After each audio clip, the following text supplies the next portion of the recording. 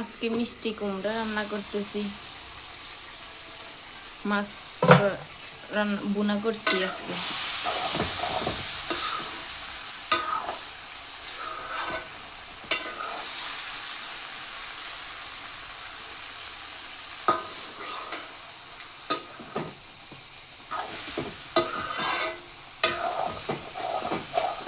মিষ্টি কুমড়ার ভিতরে কেউ শুকনো মরিচ দিবেন না আপনারা।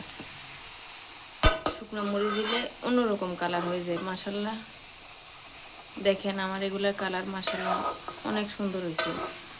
মিষ্টি কুমড়ার ভিতরে যদি শুকনো মরিচ দেওয়া হয় তাহলে কালারটা অন্যরকম চলে আসে, কিরকম লালচে লালচে হয়ে যায়। আর এদিক দিয়ে আমি চুলাটাও মুছতে হইব।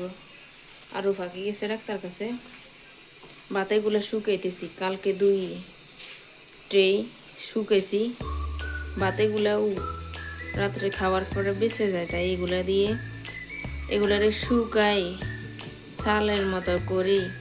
যদি হালকা তেল একটু দিয়ে ভাজা করেন দেখবেন খেতে অনেক মজা। আমি আরও অনেক শুকেছি এগুলোরে। আমার শাশুড়ি আমার ফালাই দিতে বলছিল, আমি ফালাই না, আমি বলতেছি যে এগুলোকে খাওয়া যাইব, এগুলো দিয়ে চাল ভাজা করবো।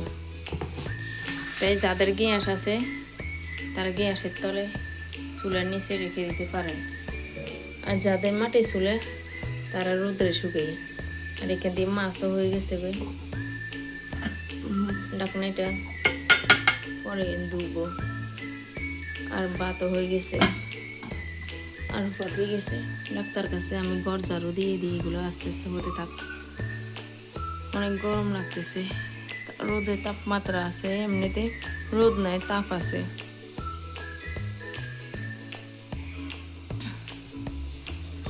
আল্লাহ,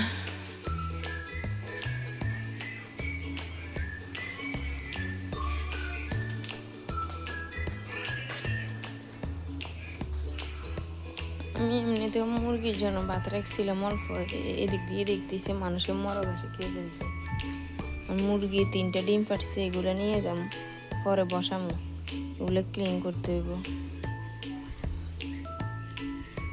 একটা মুরগি আসছে,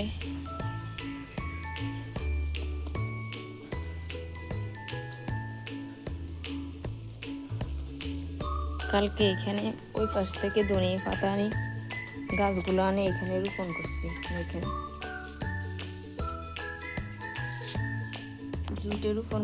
মাশাআল্লাহ, কুমড়াগুলো হয়ে গেছে। আর একটু ঢাকনা দিয়ে ঢেকে দিই, এরপর নামিয়ে ফেলবো। মাশাআল্লাহ, একদম পারফেক্ট ভাবে হয়েছে। এখন নামিয়ে ফেলবো, কিছুক্ষণ রাখি, নামিয়ে ফেলবো।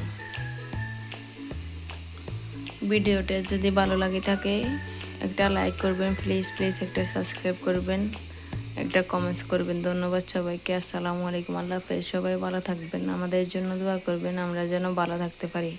আল্লাহ হাফেজ।